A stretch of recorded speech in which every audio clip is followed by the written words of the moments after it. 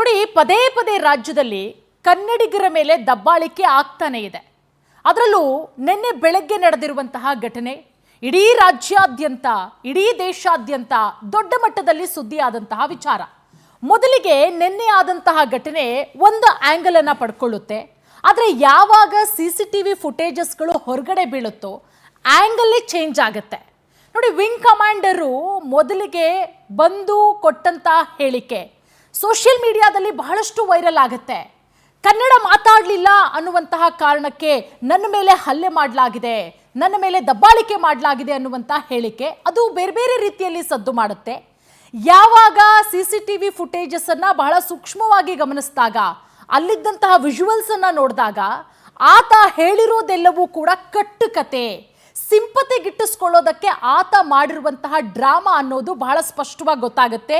ಈಗ ವಿಂಗ್ ಕಮಾಂಡರ್ನ ನಡೆಗೆ, ಆತನ ದಬ್ಬಾಳಿಕೆಗೆ ರಾಜ್ಯಾದ್ಯಂತ ಆಕ್ರೋಶ ವ್ಯಕ್ತವಾಗ್ತಾ ಇದೆ. ಅದರಲ್ಲೂ ಕನ್ನಡ ಪರ ಹೋರಾಟಗಾರರು ರೊಚ್ಚಿಗೆದ್ದಿದ್ದಾರೆ.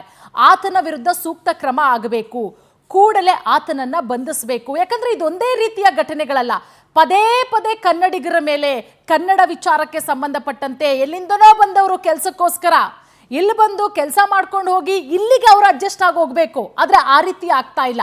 ನಮ್ಮ ಕನ್ನಡಿಗರು ಅವರಿಗೆ ಹೊಂದ್ಕೊಂಡು ಹೋಗಬೇಕಾದಂತಹ ಪರಿಸ್ಥಿತಿ ನಿರ್ಮಾಣ ಆಗಿರೋದು. ಇದೇ ರೀತಿ ಮುಂದುವರೆದ್ರೆ ಎಲ್ಲಿಗೆ ಹೋಗಿ ನಿಲ್ಲುತ್ತೋ ಗೊತ್ತಿಲ್ಲ. ಆದರೆ ಆಳುವಂತಹ ಸರ್ಕಾರಗಳು ಈ ಬಗ್ಗೆ ಕಠಿಣವಾದಂತಹ ಕಾನೂನನ್ನ ತರಬೇಕಾಗತ್ತೆ, ಕಠಿಣವಾದಂತಹ ಕ್ರಮಗಳನ್ನು ಮಾಡಬೇಕಾಗತ್ತೆ. ಇದೇ ಈ ಹೊತ್ತಿನ ವಿಶೇಷ, ಕನ್ನಡಿಗರ ಮೇಲೆ ದಬ್ಬಾಳಿಕೆ. ನೋಡಿ, ಕನ್ನಡಿಗರ ಮೇಲೆ ಪದೇ ಪದೇ ದೌರ್ಜನ್ಯ ಆಗ್ತಾ ಇದೆ, ಪದೇ ಪದೇ ದಬ್ಬಾಳಿಕೆಗಳಾಗ್ತಾ ಇದೆ, ಪದೇ ಪದೇ ಕನ್ನಡಿಗರ ಮೇಲೆ ನಡೀತಾ ಇದೆ ದೌರ್ಜನ್ಯ. ವಿಂಗ್ ಕಮಾಂಡರ್ ರೌಡಿಸಂ, ಕನ್ನಡಿಗರು ಕೆರಳಿದ್ದಾರೆ, ಆತನ ಬಂಧನ ಆಗಬೇಕು, ಆತ ಎಲ್ಲೇ ಇದ್ರೂ ಕೂಡ ಆತನನ್ನ ಅರೆಸ್ಟ್ ಮಾಡಬೇಕು. ಬೆಂಗಳೂರಿನಲ್ಲೇ ನಡೀತಾ ಇದೆ ಅನ್ಯ ಭಾಷಿಗರ ದಬ್ಬಾಳಿಕೆ. ಕನ್ನಡಿಗರ ಸ್ವಾಭಿಮಾನ ಕೆಣಕ್ತಾ ಇದ್ದಾರೆ ಅನ್ಯ ಭಾಷಿಗರು. ಬಲವಂತದ ಹಿಂದಿ ಹೇರಿಕೆ, ಕನ್ನಡಿಗರ ಅನಾಥ ಭಾವ. ನೋಡಿ, ನಿನ್ನೆ ನಡೆದಂತಹ ಘಟನೆ ಬೇರೆ ಬೇರೆ ರೀತಿಯ ಟರ್ನ್ಗಳನ್ನ ಪಡ್ಕೊಂಡಿರೋದು. ನಮ್ಮ ನೆಲದಲ್ಲಿಟ್ಕೊಂಡು ಇಲ್ಲಿ ಕೆಲಸ ಮಾಡಿಕೊಂಡು ಅನ್ಯ ಭಾಷಿಗರು ದಬ್ಬಾಳಿಕೆ ಮಾಡ್ತಿದ್ದಾರೆ, ದರ್ಪ ಮಾಡ್ತಿದ್ದಾರೆ, ಮೇಲಿಂದ ಮೇಲೆ ದೌರ್ಜನ್ಯ. ಯಾವಾಗ ಇದಕ್ಕೆಲ್ಲ ಬ್ರೇಕು? ಮೊನ್ನೆ ಹಿಂದಿ ಮಾತಾಡುವಂತ ದರ್ಪ, ಅದಾದ ಮೇಲೆ ಕ್ಷಮೆ. ಇದರ ಬೆನ್ನಲ್ಲೇ ನಿನ್ನೆ ಬೆಳಗ್ಗೆ ಆಗಿರುವಂತಹ ಘಟನೆ, ವಿಂಗ್ ಕಮಾಂಡರ್ನ ರೌಡಿಸಮ್. ನೋಡಿ ಹೆಂಗೆಲ್ಲ ರೌಡಿಸಮ್. ಆ CCTV ದೃಶ್ಯಾವಳಿಗಳಲ್ಲಿ ಬಹಳ ಸ್ಪಷ್ಟವಾಗಿ ಗೊತ್ತಾಗುತ್ತೆ. ಒಂದು 6 ರಿಂದ 7 ನಿಮಿಷ ಇದೆ. ಆ ಕಾರಿಗೆ ಬೈಕ್ ಟಚ್ ಆಗಿದ್ದು, ಅಲ್ಲ, ಬೈಕಿಗೆ ಕಾರ್ ಟಚ್ ಆಗೋದು, ಬೈಕ್ ಸವಾರ ಮುಂದೆ ಇರ್ತಾನೆ, ಹಿಂಬದಿಯಿಂದ ಬಂದು ಕಾರ್ ಟಚ್ ಆಗುತ್ತೆ. ಅಲ್ಲಿಂದ ಶುರುವಾದಂತಹ ಜಗಳ ಇವತ್ತು ಇಲ್ಲಿವರೆಗೂ ಕೂಡ ಬಂದು ನಿಂತಿದೆ. ಕನ್ನಡಿಗರು ಈ ಘಟನೆಯನ್ನ ಖಂಡಿಸಿದ್ದಾರೆ, ಕೆರಳಿ ಕೆಂಡವಾಗಿದ್ದಾರೆ. ಯಾಕಂದ್ರೆ ನಿರಂತರವಾಗಿ ಇದೇ ರೀತಿ ನಡೀತಾ ಇರೋದು. ಸರಿ, ಜಗಳ ಆಗೋದು ಕಾಮನ್ ಬಿಡಿ, ರಸ್ತೆಯಲ್ಲಿ ಒಂದು ಗಾಡಿಗೆ ಒಂದು ಗಾಡಿ ಟಚ್ ಆಗುತ್ತೆ, ಅದು ಮಾಮೂಲಿ. ಆದ್ರೆ ವಿಂಗ್ ಕಮಾಂಡರು ಆ ಬೈಕ್ ಚಾಲಕನ ಮೇಲೆ ಹಲ್ಲೆ ಮಾಡಿದ್ದಲ್ಲದೆ, ನೋಡಿ ಮುಖಕ್ಕೆ ಹೆಂಗೆಲ್ಲ ಪಂಚ್ ಕೊಡ್ತಾನೆ, ಫುಟ್ಬಾಲ್ ರೀತಿಯಲ್ಲಿ ಆತನನ್ನ ಒದೆಯೋದು, ಕೆಳಕ್ಕೆ ಹಾಕೊಂಡು ಆತನನ್ನ ಒದೆಯೋದು. ನೋಡಿ, ಆರಂಭದಲ್ಲಿ ಆತ ಹೊಡಿಬೇಕಾದ್ರೆ ಬೈಕ್ ಸವಾರ ವಿಕಾಸ್ ಏನಿದ್ದಾನೆ ಆತ ಹೆಲ್ಮೆಟ್ ಹಾಕೊಂಡಿರ್ತಾನೆ. ಹೆಲ್ಮೆಟ್ ಏನಾದ್ರೂ ಇಲ್ಲ ಅಂದಿದ್ರೆ ಆತನ ಮುಖ ಪಂಚರ್ ಆಗೋಗ್ತಾ ಇತ್ತು. ಅಷ್ಟರ ಮಟ್ಟಿಗೆ ವಿಂಗ್ ಕಮಾಂಡರು ವಿಕಾಸ್ ಮೇಲೆ ಹಲ್ಲೆ ಮಾಡಿದ್ದು. ನೋಡಿ, ಹೆಲ್ಮೆಟ್ ಇದೆ, ಆರಂಭದಲ್ಲಿ ಆತ ಹಲ್ಲೆ ಮಾಡೋದಕ್ಕೆ ಮುಂದಾದಂತಹ ಟೈಮಲ್ಲಿ ಹೆಲ್ಮೆಟ್ ಅನ್ನ ಕೀಳೋದಕ್ಕೆ ಪ್ರಯತ್ನ ಮಾಡ್ತಾನೆ. ಒಂದು ರೀತಿಯಲ್ಲಿ ಮೃಗೀಯ ರೀತಿಯಲ್ಲಿ ವಿಂಗ್ ಕಮಾಂಡರು ಶಿಲಾದಿತ್ಯ ವರ್ತನೆಯನ್ನ ಮಾಡಿರೋದು, ಮೃಗೀಯ ರೀತಿಯಲ್ಲಿ. ಅಲ್ಲಿ ಅಕ್ಕಪಕ್ಕದಲ್ಲಿದ್ದವರು ಎಷ್ಟೇ ಬಿಡಿಸೋಕೆ ಪ್ರಯತ್ನ ಮಾಡಿದ್ರು ಕೂಡ ಇಲ್ಲ. ನೋಡಿ, ಗಮನಿಸ್ತಾ ಇದ್ದೀರಾ, ಸಣ್ಣ ಪುಟ್ಟ ವಿಚಾರ. ಅದಾದ್ಮೇಲೆ ಏನ್ ಕತೆ ಕಟ್ಟೋದು ನೋಡಿ, ಅಲ್ಲೇನೆ ಕನ್ನಡಿಗರು ಕೆರಳೋದಕ್ಕೆ ಕಾರಣ ಆತ ಇದೆಲ್ಲ ಘಟನೆ ಆದ್ಮೇಲೆ ಒಂದು ವಿಡಿಯೋ ಮಾಡಿ ಬಿಡ್ತಾನಲ್ಲ, ವಿಕಾಸ್ ಮೇಲೆ ಕಂಪ್ಲೇಂಟ್ ಕೊಡ್ತಾನಲ್ಲ, ಆಗ್ಲೇನೆ ಕನ್ನಡಿಗರು ಕೆರಳೋದಕ್ಕೆ ಕಾರಣ ಆಗಿದ್ದು ಅದೇ ವಿಡಿಯೋ.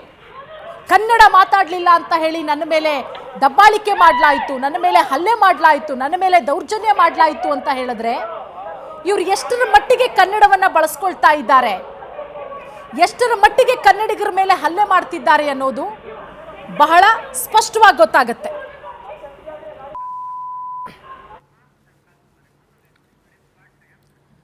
ನೋಡಿ, ಇನ್ನು ಹಲ್ಲೆಗೊಳಗಾದಂತಹ ವಿಕಾಸ್ ಕುಮಾರ್ ಅವರು ನಿನ್ನೆ ಇಡೀ ರಾತ್ರಿ ಪೊಲೀಸ್ ಸ್ಟೇಷನ್ ಅಲ್ಲಿ ಇರ್ತಾರೆ. ಅದಾದ್ಮೇಲೆ ಯಾವಾಗ ಇಡೀ ರಾತ್ರಿ ಇಡೀ ಕನ್ನಡ ಪರ ಹೋರಾಟಗಾರರು ಸ್ಟೇಷನ್ ಮುಂದೆ ಪ್ರೊಟೆಸ್ಟ್ ಮಾಡ್ತಾರೆ, ಬೆಳಗ್ಗಿನಿಂದನೂ ಕೂಡ ಪ್ರೊಟೆಸ್ಟ್ ಆಗುತ್ತೆ. ಸ್ಟೇಷನ್ ಬೇಲ್ ಮೇಲೆ ಆತನನ್ನ ಹೊರಗಡೆ ಬಿಡಲಾಗುತ್ತೆ. ಅದಾದ್ಮೇಲೆ ವಿಕಾಸು ಮೊದಲ ಬಾರಿ ರಿಯಾಕ್ಟ್ ಮಾಡಿರೋದು, ಈ ಘಟನೆಯ ಬಗ್ಗೆ ಮಾಹಿತಿ ಕೊಟ್ಟಿರೋದು, ಮುಂದಿನ ಕಾನೂನು ಹೋರಾಟದ ಬಗ್ಗೆ. ಹಾಗೆ ವಿಕಾಸ್ನ ತಾಯಿ ಜ್ಯೋತಿ ಕೂಡ ಈ ಘಟನೆ ಬಗ್ಗೆ ಮಾತಾಡಿದ್ದಾರೆ.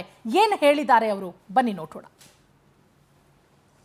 ನನಗೆ ಇವಾಗ ಫಸ್ಟ್ ಆಫ್ ಆಲ್ ನಾನು ಥ್ಯಾಂಕ್ಸ್ ಹೇಳಕ್ಕೆ ಫಸ್ಟ್ ಆಫ್ ಆಲ್ ಈ ವಿಡಿಯೋ ರೆಕಾರ್ಡ್ ಮಾಡ್ತಾ ಇರೋದು ಎಲ್ಲ ಕನ್ನಡ ಮೀಡಿಯಾಗೆ, ಎಲ್ಲ ಕನ್ನಡ ಪರ ಸಂಘಟನೆಗಳಿಗೂ ಥ್ಯಾಂಕ್ಸ್ ಹೇಳ್ತಾ ಇದ್ದೀನಿ. ನಾನು ಐ ಆಮ್ ಸಾರಿ, ನಾನು ಮಾತಾಡ್ತಿರೋದು ಸ್ವಲ್ಪ ಸ್ಪಷ್ಟ ಇಲ್ಲ ಅಂದರೆ ಅಡ್ಜಸ್ಟ್ ಮಾಡ್ಕೊಳ್ಳಿ. ನನಗಾಗಿರೋ ಇಂಜುರಿಯಿಂದ ನನಗೆ ಬಾಯ್ ಮೂಮೆಂಟ್ ಸರಿ ಮಾಡೋಕ್ಕಾಗ್ತಿಲ್ಲ. ಹಂಗಾಗಿ ನಾನು ಸರಿ ಸ್ಪಷ್ಟವಾಗಿ ಕೆಲವೊಂದು ಪದಗಳು ಬಂದಿರೋದ್ರೆ ಕ್ಷಮಿಸಿ. ಸೊ ಫಸ್ಟ್ ಆಫ್ ಆಲ್ ನಾನು ಅಡ್ವೊಕೇಟ್ ಅಜಯ್ ಕುಮಾರ್ ಅವ್ರಿಗೆ ಧನ್ಯವಾದ ಹೇಳ್ತೀನಿ. ಆಮೇಲೆ ಅರುಣ್ ಕುಮಾರ್ ಸೋಷಲ್ ವರ್ಕರ್ ಅವರು ನನ್ನ ಪರ ಬಂದು ನಿನ್ನೆ ನೈಟಿಂದ ಅಜಯ್ ಕುಮಾರ್ ಅವರು, ಆಮೇಲೆ ಅರುಣ್ ಕುಮಾರ್ ಅವರು ನಿನ್ನೆ ನೈಟಿಂದ ಅವರು ಸ್ಟೇಷನಲ್ಲೇ ಇದ್ದರು, ಬೈಯಪ್ಪನಹಳ್ಳಿ ಪೊಲೀಸ್ ಸ್ಟೇಷನಲ್ಲಿ. ಆಮೇಲೆ ನಾರಾಯಣ್ ಗೌಡ ಅವರು, ಆಮೇಲೆ ಅಶ್ವಿನಿ ಗೌಡ ಅವರಿಗೆ ಎಲ್ಲ ತುಂಬ ಧನ್ಯವಾದಗಳು ಹೇಳ್ತೀನಿ. ಎಲ್ಲ ಕನ್ನಡ ಸಂಘಗಳಿಗೆ, ಆಮೇಲೆ ಎಲ್ಲ ಮೀಡಿಯಾಗಳಿಗೂ ತುಂಬ ಧನ್ಯವಾದಗಳು ಹೇಳ್ತೀನಿ. ಇದು ಎಲ್ಲದಕ್ಕಿಂತ ಹೆಚ್ಚಿನದಾಗಿ ನಾನು ಬೈಯಪ್ಪನಹಳ್ಳಿ ಪೊಲೀಸ್ ಸ್ಟೇಷನ್ ಸಿಬ್ಬಂದಿ ಏನಿದಾರಲ್ಲ ಅವ್ರಿಗೆ ನಾನು ದೊಡ್ಡ ಥ್ಯಾಂಕ್ಸ್ ಹೇಳ್ತೀನಿ. ನಂಗೆ ನಿಜ ಹೇಳ್ಬೇಕಂದ್ರೆ ನನ್ನನ್ನು ಅವರು ತುಂಬ ಚೆನ್ನಾಗಿ ನೋಡ್ಕೊಂಡಿದ್ದಾರೆ. ಅವರು ನನ್ನ ಮೇಲೆ ಯಾವುದೇ ಇದಾಗಲಿ ನಾನು ತುಂಬ ಚೆನ್ನಾಗಿ ನೋಡ್ಕೊಂಡಿದ್ದಾರೆ. ಅವರು ಒಬ್ಬ ವಿಕ್ಟಿಮ್ ಯಾವ ಸ್ಥಿತಿಯಲ್ಲಿದ್ದಾಗ ಹೆಂಗೆ ನೋಡ್ಕೋಬೇಕು ಹಂಗೆ ನೋಡ್ಕೊಂಡಿದ್ದಾರೆ. ನನಗೆ ಮೆಡಿಕಲ್ ಅಸಿಸ್ಟೆನ್ಸ್ ಕೊಟ್ಟಿದ್ದಾರೆ. ಆಮೇಲೆ ನನ್ನ ಸೈಡದ್ದು ಸ್ಟೋರಿನೂ ಕೇಳಿಸ್ಕೊಂಡಿದ್ದಾರೆ. ಆಮೇಲೆ ನನ್ನ ಕಡೆಯಿಂದನೂ ಒಂದು ಕಂಪ್ಲೇಂಟ್ ತೊಗೊಂಡಿದ್ದಾರೆ ಅವರು. ಸೊ ಬೈಯಪ್ಪನಹಳ್ಳಿ ಪೊಲೀಸ್ ಸ್ಟೇಷನ್ ಸಿಬ್ಬಂದಿಗಳಿಗೆ ನಾನು ದೊಡ್ಡ ತುಂಬ ಥ್ಯಾಂಕ್ಸ್ ಹೇಳ್ತೀನಿ ನಾನು. ಆಮೇಲೆ ಮಾನ್ಯ ಮುಖ್ಯಮಂತ್ರಿ ಸಿದ್ದರಾಮಯ್ಯ ಅವರು ಇದಕ್ಕೆ ಸ್ಪಂದನೆ ಕೊಟ್ಟಿರೋದಕ್ಕೂ ನಾನು ತುಂಬ ಖುಷಿ ಆಗ್ತಾಯಿದೆ. ನಾನು ಸದ್ಯಕ್ಕೆ ಇವಾಗ ನಾನು ಏನು ಹೇಳ್ಬೇಕಂದ್ರೆ ನನ್ನ ಕೆಲ್ಸಕ್ಕೆ ತುಂಬ ಎಫೆಕ್ಟ್ ಆಗಿದೆ. ನನ್ನ ತಂದೆಯವರು 2 ವರ್ಷದಿಂದ ತೀರ್ಕೊಂಡಿರೋದು, ನನ್ನ ತಾಯಿ ಇಬ್ಬರೇ ಇರೋದು. ಸೊ ನನ್ನ ಕೆಲಸ ಮಾಡಿ ನನ್ನ ತಾಯಿ ನೋಡ್ಕೊತಿದ್ದೆ. ಇವಾಗ ಕೆಲಸಕ್ಕೂ ಎಫೆಕ್ಟ್ ಆಗಿದೆ. ನಾನು ಇದನ್ನು ಇಲ್ಲಿಗೆ ಬಿಡಲ್ಲ. ನಾನು ಸ್ವಲ್ಪ ಫಿಸಿಕಲಿ ಸ್ವಲ್ಪ ಸ್ಟ್ರೈನ್ ಆಗಿ ಮೆಂಟಲಿ ಸ್ಟ್ರೆಸ್ ಆಗಿರೋದ್ರಿಂದ ನಾನು ಒಂದು ದಿನ ರೆಸ್ಟ್ ಬೇಕನ್ನಿಸ್ತಾ ಇದೆ. ಬಟ್ ನಾನು ಇಲ್ಲಿಗೆ ಬಿಡಲ್ಲ, ತನಿಖೆ ನಡೆಯುತ್ತೆ ಅಂದ್ಬಿಟ್ಟು ಕಮಿಷನರ್ ಸರ್ ಅವರು ನನಗೊಂದು ಮಾತು ಕೊಟ್ಟಿದ್ದಾರೆ. ಏನು ವರಿ ಮಾಡಬೇಡ, ನಿನ್ನ ಕೆಲಸಕ್ಕೆ ಎಫೆಕ್ಟ್ ಆಗಲ್ಲ ಅಂತ ಹೇಳಿದ್ದಾರೆ. ಬಟ್ ಆಲ್ರೆಡಿ ನನ್ನ ವರ್ಕ್ ಪ್ಲೇಸಲ್ಲಿ ನೋಡಿದ್ರೆ ನನಗೆ ಏನು ಹೇಳೋದು, ಆಲ್ರೆಡಿ ನನಗೆ HR ಅವರು ಕಾಲ್ ಮಾಡಿ ಹೆಂಗೋ ಕೆಲಸ ಹೋಗೋ ಥರ ಆಗಿದೆ ನನ್ನ ಪರಿಸ್ಥಿತಿ ಇವಾಗ. ಬಟ್ ನಾನು ಇದನ್ನೇ ಇಲ್ಲಿಗೆ ಬಿಡಲ್ಲ. ನಾನು wing commander, air force wing commander ಅವ್ರು ಏನಿದಾರಲ್ವಾ, ಅವ್ರ ಕಡೆಯಿಂದ ನನಗೆ ಏನು ನ್ಯಾಯ ಬೇಕೋ ಅದು ನಾನು ತೊಗೊಂತೇನೆ. ಅಲ್ಲೇ ಮಾಡಿರೋದು ಅವರು, ಬಟ್ ಇವನ್ ಮೇಲೆ ಹಾಕಿದ್ದಾರೆ ಕೇಸು. ಅದು ಗೊತ್ತಾಗ್ತಾ ಇಲ್ಲ ಯಾಕೆ ಹಂಗೆ ಮಾಡಿದ್ದಾರೆ ಅನ್ನೋ. ಬೆಳಿಗ್ಗೆ ಅವ್ನು ಅಲ್ಲಿ 6:15 ಆಗಿದೆ, ಅವ್ನು 7:15 ಮನೆಗೆ ಬಂದಿದ್ದಾನೆ. ಬರುವಾಗ್ಲೇ ಕೈಯೆಲ್ಲ ಕಚ್ಚಿದ್ದಾರೆ, ಕಾಲಿಗೆ ಮುಖಕ್ಕೆಲ್ಲ ಪರ್ಚಾಡ್ಬಿಟ್ಟಿದ್ದಾರೆ. ಆ ಗಾಯ ನೋಡಿ ನಾನು ಸ್ವಲ್ಪ ಹೆದರ್ಕೊಂಡೆ. ಬಟ್ ಏನೋ ಹೊರಗಡೆ ಸಣ್ಣದಾಗ ಆಗಿದೆ ಅಂದ್ಕೊಂಡೆ. ಬಟ್ ಅವರು ಇದನ್ನ ಈಗ ಹೊರ ರಾಜ್ಯದಿಂದ ಬಂದವರು ಈ ಥರ ದಬ್ಬಾಳಿಕೆ ಮಾಡ್ತಾರೆ ಅನ್ನೋದು ಗೊತ್ತಿಲ್ಲ ನಮಗೆ. ಕನ್ನಡ ಪರ ಅದು ಇದು ಅಂತಂದು ಹೇಳ್ಬಿಟ್ಟು ಅವ್ನು ಬೇಳೆಕಾಳು ಬೇಯಿಸ್ಕೊಳ್ತಾ ಇದ್ದಾನೆ ಅವನು. ಬಟ್ ಅವನೇ ಅಲ್ಲೇ ಮಾಡಿ ಇವಾಗ ನನ್ನ ಮಗನ ವಿರುದ್ಧ ಕಂಪ್ಲೇಂಟ್ ಕೊಟ್ಟಿದ್ದಾನೆ. ಇಲ್ಲ, ಚಿಕ್ಕದಾಗಿದೆ ಇದು. ಸ್ಟೇಷನ್ವರೆಗೂ ಏನಕ್ಕೆ ಹೋಗೋದು, ಮಕ್ಕಳ ಫ್ಯೂಚರ್ ಎಲ್ಲ ಹಾಳಾಗೋಗ್ಬಿಡುತ್ತೆ ಅಂತ ಹೇಳ್ಬಿಟ್ಟು ನಾನು ಅದ್ರ ಬಗ್ಗೆ ತಲೆ ಕೆಡಿಸ್ಕೊಳಕ್ಕೆ ಹೋಗಲಿಲ್ಲ. ಮಾಲೂರ್ಗೆ ಹೋಗಿದ್ದ ಅವನು. ವೀಕೆಂಡಲ್ಲಿ ಮಾಲೂರಲ್ಲಿ ಜಾತ್ರೆ ಇತ್ತು, ಅವ್ರ ಫ್ರೆಂಡ್ ಮನೆಗೆ ಹೋಗಿದ್ದ ಅವನು ಊಟಕ್ಕೆ ಅಂತ. ನೈಟ್ ಅಲ್ಲಿಂದ ಡ್ರೈವಿಂಗ್ ಮಾಡ್ಕೊಂಡು ಬರೋಕ್ಕೆ ಕಷ್ಟ ಆಗುತ್ತೆ ಅಂತ ಬೆಳಿಗ್ಗೆ 5 ಗಂಟೆಗೆ ಎದ್ಬಿಟ್ಟು ಹೊರಟಿದ್ದಾನೆ ಅವನು. ಬೆಳಿಗ್ಗೆ ಬರುವಾಗ ಆಗಿರೋದು. ಏನಾಗಿತ್ತು ಅಂತ ಹೇಳ್ತಾನೆ ಮೇಡಮ್ ನಿಮ್ಮ ಹತ್ರ? ಜಸ್ಟ್ ಅವ್ರ ಕಾರು ನನ್ನ ಮಗನ ಗಾಡಿಗೆ ಟಚ್ ಆಗಿದೆ. ಅದಕ್ಕೆ ಅವ್ನು ಜಸ್ಟ್ ತಿರುಗಿ ನೋಡಿದಾನೆ. ಅವಾಗ ಅವಳೇನೋ ಶೌಟ್ ಮಾಡಿದಾಳು, ಜೋರಾಗಿ ಕೂಗಾಡಿದಾಳು ಅವಳು. ಅದಕ್ಕೆ ಏನು ಅಂದ್ರು ನಿಮ್ಮ ಮಿಸ್ಸಸ್ಸು ಸರ್ ನೋಡಿ ಏನಂದ್ರು, ಅವರೇ ಟಚ್ ಮಾಡಿ ಅವರೇ ಕೋಪ ಮಾಡ್ಕೊಳ್ತಾ ಇದ್ದಾರೆ ಅಂತ ಕೇಳಿದಕ್ಕೇನೆ ಎದ್ದು ಬಂದು ಹೊಡೆದಿದ್ದಾನೆ ಅವ್ನು ಕಾರ್ ಇಳಿದ್ಬಿಟ್ಟು. ಈಗ ನಾವು ಅವ್ರ ಮೇಲೆ ಕಂಪ್ಲೇಂಟ್ ಕೊಡಲೇಬೇಕು, ಅವನಿಗೆ ಶಿಕ್ಷೆ ಆಗಲೇಬೇಕು ಸರ್. ಅವ್ನ ಕಮಾಂಡನರ್ ಆಗಿರಲಿ ಯಾರಾದರೂ ಆಗಿರಲಿ ಅಂತ ಅನಿಸ್ತಾ ಇದೆ. ಇನ್ನು ಈ ಘಟನೆಯ ಬಗ್ಗೆ ಪೊಲೀಸ್ ಕಮಿಷನರ್ ಆದಂತಹ ದಯಾನಂದ್ ಅವರು ಕೂಡ ಮಾಹಿತಿ ಕೊಟ್ಟಿದ್ದಾರೆ. ಯಾವ ರೀತಿ ಕ್ರಮ ಆಗುತ್ತೆ, ಯಾವ ರೀತಿ ತನಿಖೆ ನಡೆಯುತ್ತೆ ಅಂತ ಹೇಳಿ. ಅದಾದ ಮೇಲೆ ರಾಜಕೀಯ ವ್ಯಕ್ತಿಗಳು ಕೂಡ ಮಾತನಾಡಿದ್ದಾರೆ. ಹಾಗೆ ಕನ್ನಡ ಪರ ಹೋರಾಟಗಾರರು ಕೂಡ ಘಟನೆಯ ಬಗ್ಗೆ ಮಾಹಿತಿಯನ್ನು ಕೊಟ್ಟಿದ್ದಾರೆ. ಮುಂದಿನ ಹೋರಾಟದ ಬಗ್ಗೆಯೂ ಕೂಡ ಮಾಹಿತಿ ಕೊಟ್ಟಿದ್ದಾರೆ. ಏನು ಹೇಳಿದ್ದಾರೆ ಬನ್ನಿ ನೋಡೋಣ. ಬೈಯಪ್ಪನಹಳ್ಳಿ ಪೊಲೀಸ್ ಠಾಣೆ ವ್ಯಾಪ್ತಿಯಲ್ಲಿ ನಿನ್ನೆ ಆಗಿರ್ತಕ್ಕಂತಹ ಘಟನಾವಳಿಗಳ ಬಗ್ಗೆ ಪ್ರಕರಣ ಮತ್ತು ಎದುರು ಪ್ರಕರಣ 2 ಕೇಸ್ ಆ್ಯಂಡ್ ಕೌಂಟರ್ ಕೇಸ್ ದಾಖಲಾಗಿದ್ದಾವೆ. 2 ಪ್ರಕರಣಗಳ ತನಿಖೆಯನ್ನು ಬೈಯಪ್ಪನಹಳ್ಳಿ ಪೊಲೀಸ್ ಠಾಣೆಯವರು ಈಗ ಮಾಡ್ತಾ ಇದ್ದಾರೆ. ಮೊದಲನೇ ಕೇಸ್ನಲ್ಲಿ ಏರ್ಫೋರ್ಸ್ ಅಧಿಕಾರಿಗಳೊಬ್ಬರು ಕೊಟ್ಟಿರ್ತಕ್ಕಂಥ ದೂರು, ಅದರಲ್ಲಿ ಈ ಒಬ್ಬ ಬೈಕ್ ಸವಾರನೊಬ್ಬನ ಮೇಲೆ ಕೊಟ್ಟಿರ್ತಕ್ಕಂಥದ್ದು. ಅವರು ಏರ್ಪೋರ್ಟ್ಗೆ ಅವರ ಪತಿಯನ್ನು ಬಿಡಲಿಕ್ಕೆ ಹೋದಂತಹ ಸಂದರ್ಭದಲ್ಲಿ ಬೈಕ್ ಸವಾರ ಈ ರೀತಿ ಅವ್ರಿಗೂ ಇವ್ರಿಗೂ ವಾಗ್ವಾದ ಆಗಿರ್ತಕ್ಕಂಥದ್ದು ಮತ್ತು ಅದರಲ್ಲಿ ಆ ಬೈಕ್ ಸವಾರ ತಮ್ಮ ಪತಿಗೆ ಮತ್ತು ತಮ್ಮ ವಾಹನಕ್ಕೆ ಧಕ್ಕೆ ಮಾಡಿದ್ರ ಬಗ್ಗೆ ಅವರು ದೂರನ್ನು ಕೊಟ್ಟಿದ್ದಾರೆ. ಅದನ್ನು ದಾಖಲಿಸಿಕೊಳ್ಳಲಾಗಿದೆ. ಎರಡನೇ ದೂರನ್ನು ಬೈಕ್ ಸವಾರ ಏನಿದ್ದಾನೆ ಆತ ಏರ್ಫೋರ್ಸ್ ಅಧಿಕಾರಿ ಆತನ ಮೇಲೆ ಅಂದರೆ ಹೋಗ್ತಾ ಇರತಕ್ಕಂತಹ ಸಂದರ್ಭದಲ್ಲಿ ಸಣ್ಣ ಬೈಕ್ ಟಚ್ ಆಗಿರತಕ್ಕಂಥ ಒಂದು ಇದರಲ್ಲಿ ವಿಷಯ ವಿಕೋಪಕ್ಕೆ ಹೋಗಿ ಈ ರೀತಿ ತನಗೆ ಆ ಏರ್ಫೋರ್ಸ್ ಅಧಿಕಾರಿ ಹೊಡೆದಿರೋದ್ರ ಬಗ್ಗೆ ಮತ್ತು ಸ್ಟ್ರ್ಯಾಂಗ್ಯುಲೇಟ್ ಮಾಡಲಿಕ್ಕೆ ಪ್ರಯತ್ನ ಮಾಡಿರೋದ್ರ ಬಗ್ಗೆ ಮತ್ತು ಆತನಲ್ಲಿ ಇರ್ತಕ್ಕಂಥ ಮೊಬೈಲ್ ಫೋನ್ ಮತ್ತು ಕೀಯನ್ನು ಕಿತ್ತುಕೊಂಡು ಬಿಸಾಕಿರೋದ್ರ ಬಗ್ಗೆ ಆತ ದೂರನ್ನು ದಾಖಲಿಸಿದ್ದಾರೆ. ಇದ್ರ ಬಗ್ಗೆ ಎರಡು ದೂರು ಮತ್ತು ಪ್ರತಿ ದೂರು ಎರಡೂ ಕೂಡ ದಾಖಲಾಗಿದೆ. ತನಿಖೆಯನ್ನು ನಾವು ಕೈಗೊಳ್ತೇವೆ. ಬೈಯಪ್ಪನಹಳ್ಳಿ ಪೊಲೀಸ್ ಠಾಣೆ ವ್ಯಾಪ್ತಿಯಲ್ಲಿ ನಿನ್ನೆ ಆಗಿತ್ತು. ಅದಕ್ಕೆ ಕಾನೂನು ರೀತಿ ಕ್ರಮ ತಗೊಳ್ಳಿ ಅಂತ ಹೇಳಿದ್ದೀನಿ ನಾನು. ಯಾರೇ ಆಗಲಿ, ವಿಂಗ್ ಕಮಾಂಡರ್ ಆಗಲಿ ಯಾರು ಆಗಲಿ, ಕಾನೂನು ರೀತಿ ಕ್ರಮ ತಗೊಳ್ಳಿ ಅಂತ ಹೇಳಿದ್ದೀನಿ. ಇವರು ಕಂಪ್ಲೇಂಟ್ ಕೊಟ್ಟಿದ್ದಾರೆ, ಅವರು ಕಂಪ್ಲೇಂಟ್ ಕೊಟ್ಟಿದ್ದಾರೆ, ಗೊತ್ತಾಯ್ತಾ? ಅದರಿಂದ ಕಾನೂನು ರೀತಿ ಕ್ರಮ ತಗೊಳ್ಳಿ ಅಂತ ಹೇಳಿದ್ದೀನಿ. ಭಾಷಾ ವಿಚಾರದಲ್ಲಿ ನಿರಂತರವಾಗಿ ದಬ್ಬಾಳಿಕೆ ನಡೀತಾ ಇದೆ ಅಂತ. ನೋಡಪ್ಪ, ಭಾಷೆ ಹಿಂದಿ ಏರಿಕೆಗೆ ನಾವು ಬಿಡಲ್ಲ. ಹಿಂದಿ ಭಾಷೆನ ಕೇಂದ್ರ ಸರ್ಕಾರ ಮಾಡಿದ್ರೆ ನಾವು ಅದಕ್ಕೆ ವಿರೋಧ ಮಾಡ್ತೀವಿ, ಒಪ್ಪಲ್ಲ ಅಂತ ಹೇಳಿದ್ದೀವಿ. That is our stand, state government stand. ವಾಯುಪಡೆಯ ಅಧಿಕಾರಿ ಸ್ಕ್ವಾಡ್ರನ್ ಲೀಡರ್ ಶೀಲಾದಿತ್ಯ ಬೋಸ್ ಅವರು ಏರ್ಪೋರ್ಟಿಗೆ ಅವರ ಪತ್ನಿ ಜೊತೆ ತೆರಳುತ್ತಾ ಇರಬೇಕಾದ್ರೆ ಬೈಕಿಗೆ ಟಚ್ ಆಗಿದೆ. ಕೂಡಲೇ ಬೈಕ್ ಸವಾರ ಮತ್ತು ಶೀಲಾದಿತ್ಯ ಬೋಸ್ ಅವರ ನಡುವೆ ವಾಗ್ವಾದ, ಇಬ್ಬರ ಮಧ್ಯದಲ್ಲಿ ಜಗಳ ಆಗಿದೆ. ಆ ತಾರಕಕ್ಕೇರಿ ಹೊಡೆದಾಟನೂ ಕೂಡ ನಡೆದಿದೆ. ಇದಾದ ನಂತರ ಶೀಲಾದಿತ್ಯ ಬೋಸ್ ಅವರು ಒಂದು ವಿಡಿಯೋ ಮಾಡಿ, ಸೆಲ್ಫಿ ವಿಡಿಯೋ ಮಾಡಿ, ನನಗೆ ಹೊಡೆದಿದ್ದಾರೆ, ರಕ್ತ ಬರ್ತಾ ಇದೆ, ನಾನು ಕನ್ನಡ ಮಾತಾಡಲಿಲ್ಲ ಅನ್ನೋ ಕಾರಣಕ್ಕೋಸ್ಕರ ನನ್ನ ಮೇಲೆ ಹಲ್ಲೆ ನಡೆದಿದೆ ಅಂತ ಹೇಳಿ ಇಡೀ ಚಿತ್ರಣಕ್ಕೆ ಹೊಸ ಬಣ್ಣವನ್ನು ಕಟ್ಟುವಂಥ ಪ್ರಯತ್ನವನ್ನು ಮಾಡಿದ್ದಾರೆ. ಏನು ಕರ್ನಾಟಕದಲ್ಲಿ ಇಂಥ ಪರಿಸ್ಥಿತಿ ಸೃಷ್ಟಿಯಾಗಿದೆ, ನಾನ್ ಕನ್ನಡಿಗಾಸ್ ಮೇಲೆ ಹಲ್ಲೆ ಆಗ್ತಾ ಇದೆ, ಈ ರೀತಿ ಭಾಳ ಧರ್ಮಬೋಧೆಯ ಮಾತುಗಳು, ಆಕ್ರೋಶ ಎಲ್ಲ ವ್ಯಕ್ತವಾಗಿದೆ. ಆದರೆ ತದನಂತರ CCTV ಫುಟೇಜನ್ನು ತೆಗೆದು ನೋಡಿದಾಗ ಶೀಲಾದಿತ್ಯ ಬೋಸ್ ಅವರೇ ಬೈಕ್ ಸವಾರನ ಮೇಲೆ ಹಲ್ಲೆ ಮಾಡಿರುವಂಥದ್ದು, ಆತನಿಗೆ ತಾರಾಮಾರ ಹೊಡೆದಿರುವಂಥದ್ದು ಅದರಲ್ಲಿ ಪತ್ತೆ ಆಗಿದೆ. ನೀವು ಈ ರೀತಿ ಒಂದು ಪ್ರಯತ್ನಗಳನ್ನ ನೀವು ಬಿಡಬೇಕು. ನೀವು ಇಲ್ಲಿದ್ದೀರಿ ಅಂತಂದಮೇಲೆ ಕನಿಷ್ಠ ಈ ಭಾಷೆಯ ಬಗ್ಗೆ ಗೌರವ ಪ್ರೀತಿನ ಇಟ್ಕೊಳ್ಳೋವಂಥದ್ದನ್ನು ನೀವು ಕಲಿಬೇಕು. ನಾವು ಕೂಡ ಎಲ್ಲ ಭಾಷೆನೂ ಕೂಡ ಗೌರವಿಸ್ತೀವಿ. ವಿಶೇಷವಾಗಿ ಕನ್ನಡಿಗರು ಭಾಷೆ ಆಧಾರದ ಮೇಲೆ ಯಾರಿಗೂ ತಾರತಮ್ಯ ಮಾಡಿಲ್ಲ. ಇದೇ ಬೆಂಗಳೂರಿನಲ್ಲಿ ಇವತ್ತು ಲಕ್ಷಾಂತರ ಜನ ಮಲಯಾಳಿಗಳಿದ್ದಾರೆ, ಲಕ್ಷಾಂತರ ಜನ ತಮಿಳಿದ್ದಾರೆ, ಅದೇ ರೀತಿ ತೆಲುಗವರಿದ್ದಾರೆ. ನಾವು ಯಾರ ಮೇಲೂ ಕೂಡ ನಾವೇನು ದೌರ್ಜನ್ಯ ಮಾಡೋಕ್ಕೆ ಹೋಗಿಲ್ಲ. ಆ ತೆಲುಗವ್ರು ಇರ್ಬೋದು, ತಮಿಳವ್ರು ಇರ್ಬೋದು, ಅಥವಾ ಮಲಯಾಳಿಗಳಿರ್ಬೋದು, ಇಲ್ಲಿ ಬಂದು ಇಲ್ಲಿ ಕೆಲಸ ಹುಡ್ಕೊಂಡು ಇಲ್ಲಿದ್ದೀರಿ ಅಂತಂದಮೇಲೆ ನೀವು ಇಲ್ಲಿಯವರಾಗಿ ಬದುಕಿ ಅಂತ ಹೇಳಿ ನಾವು ನಿರೀಕ್ಷೆ ಮಾಡ್ತೀವಿ. ಅದನ್ನು ಕೂಡ ನಾರ್ತ್ ಇಂಡಿಯನ್ಸಿಂದಲೂ ಕೂಡ ಸೇಮ್ ಅದನ್ನೇ ನಾವು ನಿರೀಕ್ಷೆ ಮಾಡುವಂಥದ್ದು. ಆ ಶೀಲಾದಿತ್ಯ ಬೋಸ್ ಸ್ಕ್ವಾಡ್ರನ್ ಲೀಡರ್ ಇದ್ದಾರಲ್ಲ, ಅವ್ರ ಮೇಲೆ ಪೊಲೀಸ್ ಇಲಾಖೆನೇ ಕೇಸನ್ನು ದಾಖಲಿಸುವಂಥದ್ದು ಮಾತ್ರ ಅಲ್ಲ, ಆತನನ್ನು ಕೋಲ್ಕತ್ತಾಕ್ಕೆ ಹೋಗಿರ್ಬೋದು, ಅರೆಸ್ಟ್ ಮಾಡಿ ತರಬೇಕು.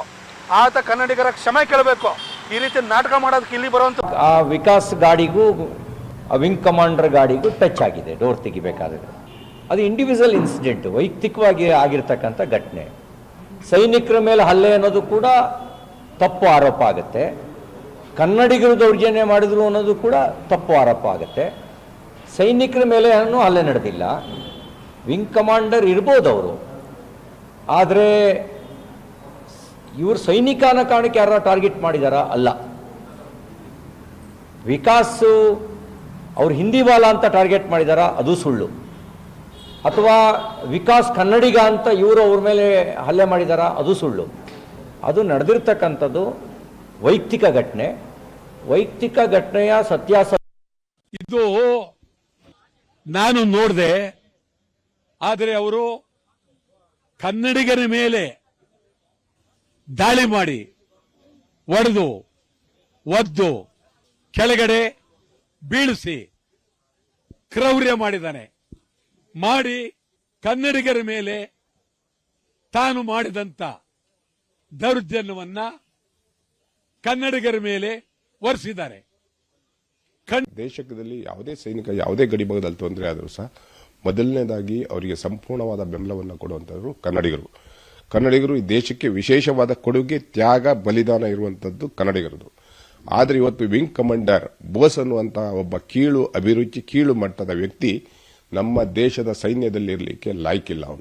ಅವನೊಬ್ಬ ಗೂಂಡ, ಒಬ್ಬ ಕಳ್ಳ ಡಕಾಯಿತಿನ ಥರ ವರ್ತನೆಯನ್ನು ಮಾಡಿದ್ದಾನೆ. ನಿನ್ನೆ ನಡೆದಿರುವಂಥ ಘಟನೆ, ಕಾರ್ತಿಕ್ ಮೇಲೆ ನಡೆದಿರುವಂಥ ಘಟನೆ ನಾನು ಸಂಪೂರ್ಣವಾಗಿ ವೀಕ್ಷಣೆ ಮಾಡಿದ್ದೀನಿ. ಕಾರ್ತಿಕ್ ಮೊಬೈಲ್ ಎಸ್ತಿರುವಂಥದ್ದು, ಎಲ್ಲಿಗೆ ಎಸ್ತಿದ್ದಾನೆ, ಅದು ಎಲ್ಲಿ ಬಿದ್ದಿದೆ, ಯಾರ ತಲೆ ಮೇಲೆ ಬಿದ್ದಿದೆ, ಅದರಿಂದ ಏನು ಅನಾಹುತ ಆಗಿದೆ, ಅದನ್ನ ಮೊದಲನೇದಾಗಿ ಎನ್ಕ್ವೈರಿಯನ್ನು ನಮ್ಮ ಅಧಿಕಾರಿಗಳು ಮಾಡಬೇಕು. ಎರಡನೇದಾಗಿ ಕಾರ್ತಿಕ್ ಅನ್ನುವಂಥ ವ್ಯಕ್ತಿ ಮೇಲೆ ರಸ್ತೆಗೆ ಹಾಕೊಂಡು ಹೊಡೆದಿರುವಂಥದ್ದು, ಎಲೆಕ್ಟ್ರಿಕ್ ಕಂಬಕ್ಕೆ ಹಾಕಿ ಗುದ್ದಿರುವಂಥದ್ದು, ಇದನ್ನ ತೀವ್ರವಾಗಿ ವಿರೋಧಿಸುವಂತ ಕೆಲಸ ಮಾಡ್ತೀನಿ. ಕಾರ್ತಿಕ್ ಅನ್ನುವಂಥದ್ದು ಸಾಮಾನ್ಯ ಒಬ್ಬ ಯುವಕ, ಬೈಕಲ್ಲಿ ಹೋಗುವಂತ ಯುವಕ. ಇವನು ಕಾರಲ್ಲಿ ಹೋಗಿ ಆತ ಕುತ್ತಿಗೆ ಹಿಡ್ಕೊಂಡು ಕೊಲೆ ಪ್ರಯತ್ನವನ್ನು ಮಾಡ್ತಾನೆ ಸರ್. ದಯವಿಟ್ಟು ಇದನ್ನು ಖುದ್ದಾಗಿ ಇದನ್ನು ಮೆನ್ಷನ್ ಮಾಡಬೇಕು ಅಂತ ಇನ್ಸ್ಪೆಕ್ಟರ್ ಸಾಹೇಬ್ರ ಗಮನಕ್ಕೆ ತರ್ತಾನೆ. ಅವರು ಅದನ್ನು ತಂದು FIR ಹಾಕಿದ್ದಾರೆ, ಒಪ್ಕೊಳ್ಳೋಣ. ಆದರೆ ಈಗ ಅಂತಿಮವಾಗಿ ಆತನನ್ನು ಬಂಧಿಸುವಂತ ಕೆಲಸವನ್ನು ಮಾಡಬೇಕು. ಇಂಥ ಒಬ್ಬ ರೌಡಿ ಮನಸ್ಥಿತಿ, ಇಂತಹ ಒಬ್ಬ ಹೀನ ಮನಸ್ಥಿತಿ ಇರ್ತಕ್ಕಂಥ ವ್ಯಕ್ತಿಗಳು ಇಲ್ಲಿ ಕೆಲಸ ಮಾಡೋದಕ್ಕೆ ಲಾಯಕ್ಕಿಲ್ಲ. ಇವತ್ತು ಜೊತೆಗೆ ಇವತ್ತ ಏನ್ ಮಾಡಿದ್ದಾನೆ, ತಾನು ಬಂದು ಇಡೀ ನಮ್ಮ ಕರ್ನಾಟಕವನ್ನ ಸುಳ್ಳಿನ ಮೂಲಕ ದೇಶದ ಮುಂದೆ ವಿಲನ್ ಮಾಡ್ತಕ್ಕಂಥ ಕೆಲಸವನ್ನು ಮಾಡಿರ್ತಕ್ಕಂಥದ್ದು ಸಹ ಖಂಡನೀಯವಾದಂಥ ವಿಚಾರ. ಯಾರೋ ಒಬ್ಬ ಕನ್ನಡಿಗ ಎಲ್ಲೋ ವಿಂಗ್ ಕಮಾಂಡರ್ ನಡೆಗೆ, ಆತನ ದೌರ್ಜನ್ಯಕ್ಕೆ, ದರ್ಪಕ್ಕೆ, ದಬ್ಬಾಳಿಕೆಗೆ ಕನ್ನಡಿಗರು ಸರಿಯಾಗಿ ಉತ್ತರ ಕೊಡ್ತಾ ಇದ್ದಾರೆ. ಕರ್ನಾಟಕದಾದ್ಯಂತ ಪ್ರತಿಭಟನೆಗಳಾಗ್ತಾ ಇದೆ. ಕನ್ನಡ ಪರ ಹೋರಾಟಗಾರರು ಬೀದಿಗಿಳಿದು ಇವತ್ತು ಹೋರಾಟ ಮಾಡ್ತಾ ಇದ್ದಾರೆ. ಆತನ ಬಂಧನ ಆಗಬೇಕು. ಕೋಲ್ಕತ್ತಾದಲ್ಲಾರು ಇರಲಿ, ಎಲ್ಲರೂ ಇರಲಿ, ಕಾನೂನಿನ ಅಡಿಯಲ್ಲಿ ಎಲ್ಲರೂ ಕೂಡ ಒಂದೇನೆ. ಬಂಧನ ಆಗಬೇಕು, ವಿಚಾರಣೆ ಆಗಬೇಕು, ಕಾನೂನಿನ ಅಡಿಯಲ್ಲಿ ತಕ್ಕ ಶಿಕ್ಷೆ ಆಗಬೇಕು ಅನ್ನುವಂತಹ ಆಗ್ರಹಗಳು ಕೂಡ ಕೇಳಿಬರ್ತಾ ಇದೆ. ಇನ್ನು ಕಾರ್ಯಕ್ರಮಕ್ಕೆ ಗೆಸ್ಟ್ಗಳು ಕೂಡ ಜಾಯ್ನ್ ಆಗಿದ್ದಾರೆ, ಅವ್ರನ್ನ ವೆಲ್ಕಮ್ ಮಾಡೋಣ. ಮೊದಲಿಗೆ ಕನ್ನಡ ಪರ ಹೋರಾಟಗಾರರಾದಂತಹ ಅರುಣ್ ಜಾವಗಲ್ ಇದ್ದಾರೆ. ಸರ್, ಕಾರ್ಯಕ್ರಮಕ್ಕೆ ಸ್ವಾಗತ ತಮಗೆ.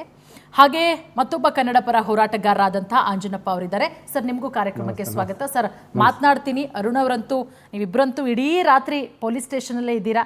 ನಿನ್ನೆ ಏನೆಲ್ಲ ಆಯಿತು, ಇಲ್ಲಿಯವರೆಗೂ ಏನೆಲ್ಲ ಬೆಳವಣಿಗೆಗಳಾಗ್ತಾ ಇದೆ, ಎಲ್ಲದರ ಬಗ್ಗೆನೂ ಕೂಡ ಮಾತಾಡೋಣ.